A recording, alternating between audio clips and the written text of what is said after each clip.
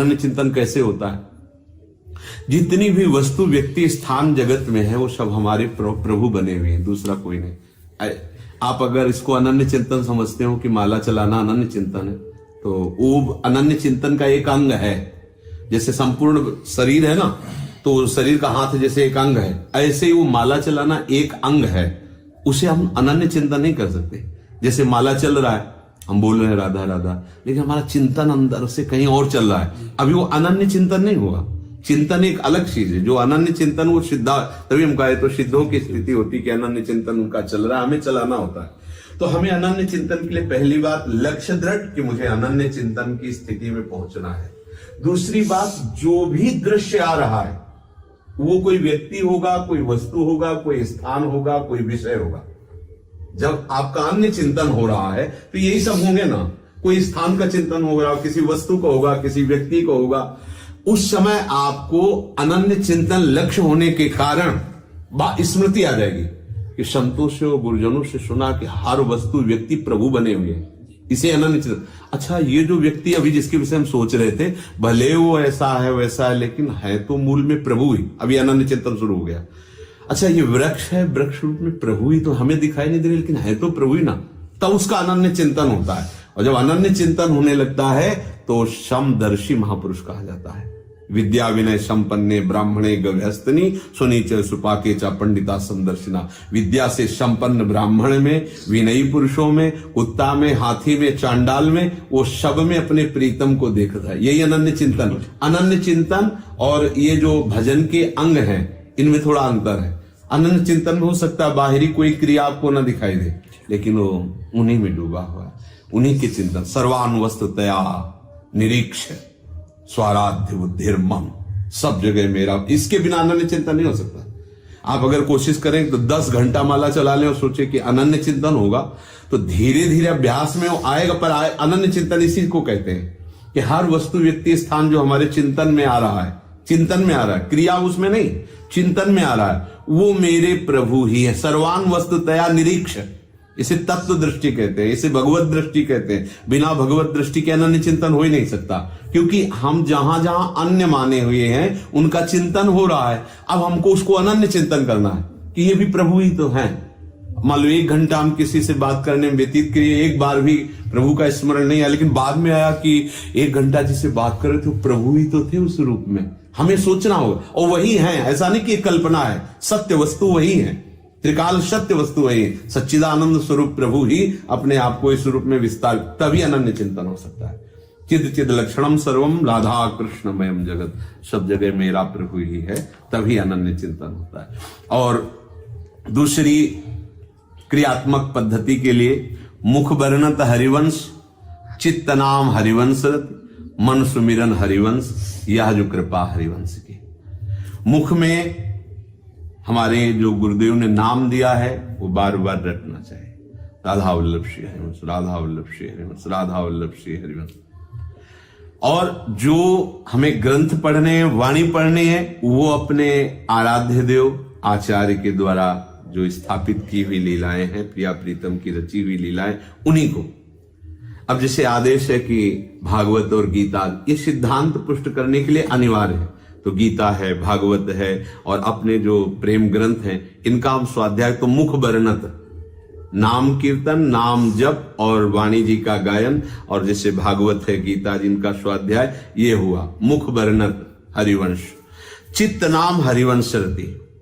अब चित्त में हमारे बहुत रतियां हैं, देखो ना, एक एक वृत्ति संसार में फैली हुई। जब चित्त में हमारे नाम के प्रति रति जागृत हो जाए कि हरिवंश नाम, राधा नाम, राधा वल्लभ नाम, ये तो परम अमृत है, राधा वल्लभ, राधा वल्लभ। चित्त ने स्वीकार कर लिया, चित्त ने स्वीकार कर लिया कि इससे बड़ा कोई लाभ नहीं। जैसे हम कभी प्रभु का चिंतन छोड़ते हैं तो उसमें हमारी लाभ बुद्धि होती है। देख लेना, किसी व्यक्ति से बात कर रहे हैं या कोई व्यापार कर रहे हैं, उसमें लाभ बुद्धि होती है। प्रभु का नाम छूट गया, प्रभु का चिंतन छूट गया और करोड़ों रुपए का लाभ हुआ, तो सेवक जी कह रहे हैं हानि हरिवंश के नाम अंतर परे, और लाभ हरिवंश उच्चरत पानी। तुम्हें लाभ नहीं हुआ, तुम्हारी हानि हो गई, क्योंकि जितना भी यहाँ का जो कुछ वैभव है सब जादू का तमाशा है। जादू का तमाशा है पक्का। ये अभी अपने लोगों की बुद्धि मलिन इसलिए समझ में नहीं, ये केवल जादू का तमाशा है, इसकी सत्ता नहीं है।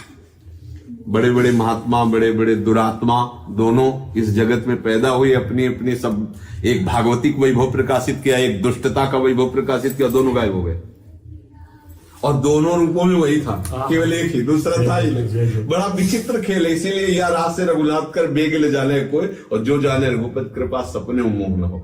जब हमारे चित्त में ये बात बैठ जाएगी कि नाम से बढ़कर सच्चिदानंद में परम धन कोई है नहीं, हम जो राधा वल्लभ श्री हरिवंश बोल रहे हैं इसका त्रिकाल में नाश नहीं, और ये है ना तो हर संपत्ति आपके पास है। लोगों को भ्रम है, जैसे लोगों को भ्रम है कि नाम से क्या हो जाएगा, नाम से संपत्ति का स्वामी तुम्हारे अधीन हो जाएगा, सेवक बन जाएगा। लेकिन लोग समझ रहे, अरे ये सब संतों की कहने सुनने की बातें, ऐसा नहीं होता। लोगों को लगता है ना, लोगों को ये लगता है हम भी तो नाम जपते क्या मिलता है, परेशान नहीं, एक मुकदमा भी नहीं जीत पाते, एक लॉटरी भी नहीं खुलती है।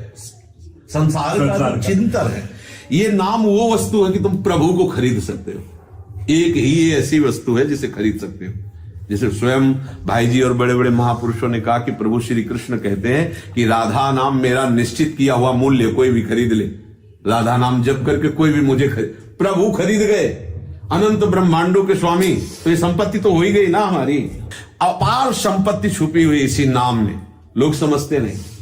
अगर केवल चतुराई से संपत्ति मिलती है तो तुम हमसे ज्यादा चतुराई कर रहे हो, और करते करते पूरा जीवन व्यतीत हो जाए, क्यों नहीं संपत्तिवान बन जाते। अगर ये लोगों को लगता है कि चतुराई से ही होता है तो तुम कम चतुर हो क्या? आप विचार करके देखो, अगर तुम्हें कोई बेवकूफ कहे तो स्वीकार करोगे क्या?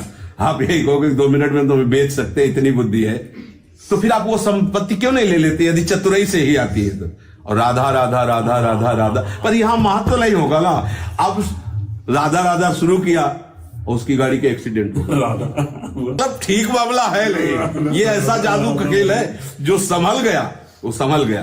तो चित्त नाम हरिवंश रति, चित्त में तभी रति होगी नाम के प्रति जब ऐसी महत्व बुद्धि आ जाएगी कि ये वो चेक है जिससे संपत्ति और संपत्तिवान दोनों भजाए जा सकते हैं।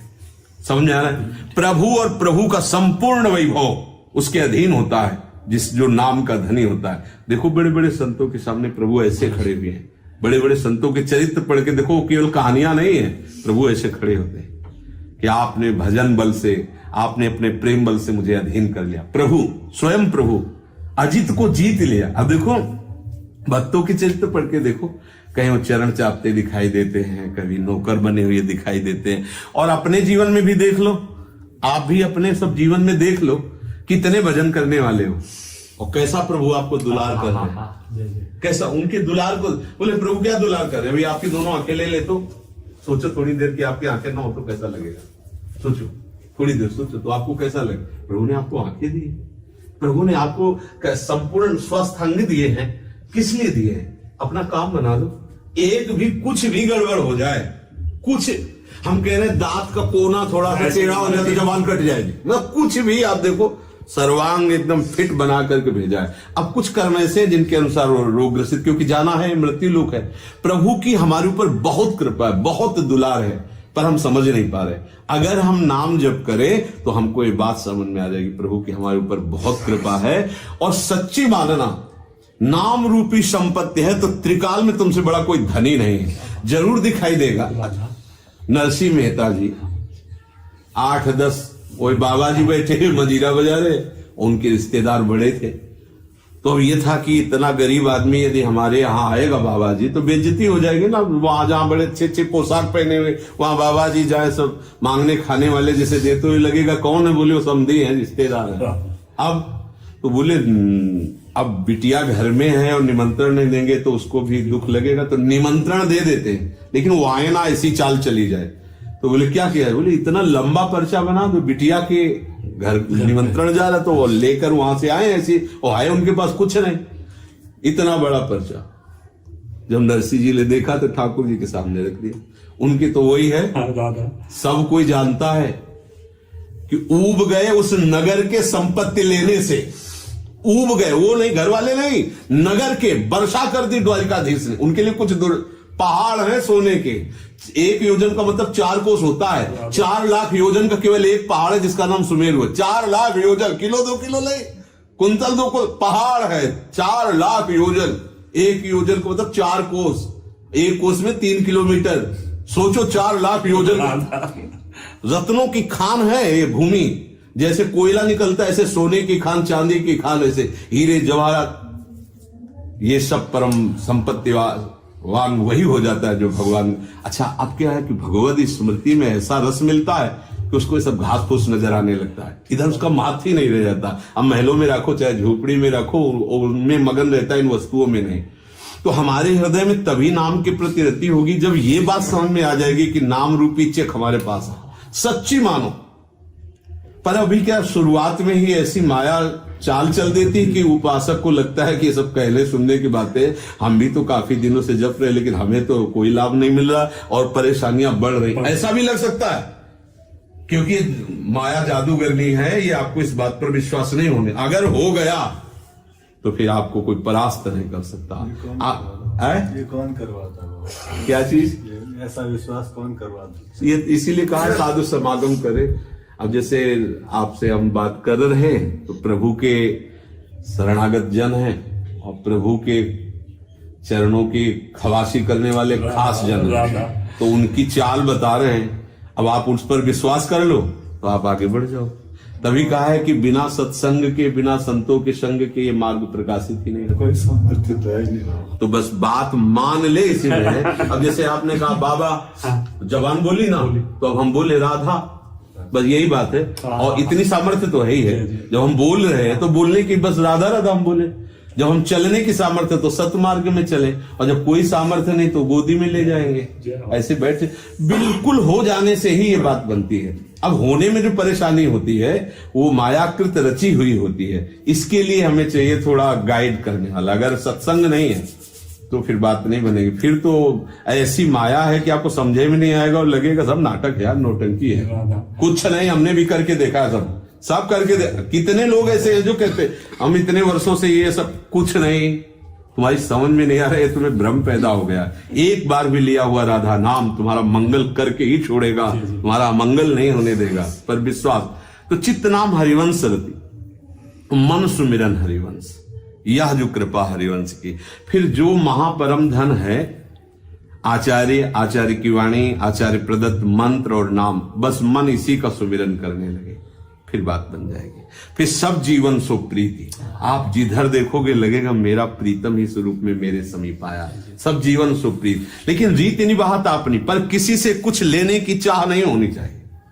रीति निभाता अपनी, सब जीवन सो प्रीति, सब सोहित निष्काम मति, सबसे प्रेम का व्यवहार होगा, लेकिन किसी से कोई चाह नहीं होनी। ये अंदर का विषय, वाणी से नहीं, हमें किसी से कुछ नहीं चाहिए, वो अंदर अगर आश्रय, वो झूठा है, वो बात नहीं है। वाणी से भले कि हमें प्यास लगी पानी पिलाओगे क्या, लेकिन अंदर से चाह लेंगे। वाणी से बोल दो कोई बात नहीं, वाणी से जैसे लिखा कि मैंने ये किया तो वो केवल शब्द दोष है, लेकिन अंदर से है कि प्रभु ने कराया। और वाणी से आप बोल रहे प्रभु ने कराया, अंदर से है कि मैंने किया, तो वो बात। तो सब जीवन सुप्रीति रीति निवाहता अपनी रीति क्या है, सुख देवे को चावचित।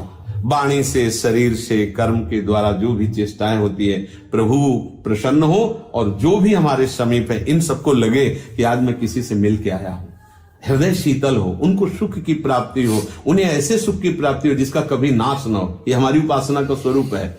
और श्रवण कथन परतीति, श्रवण में विश्वास पैदा हो जाए।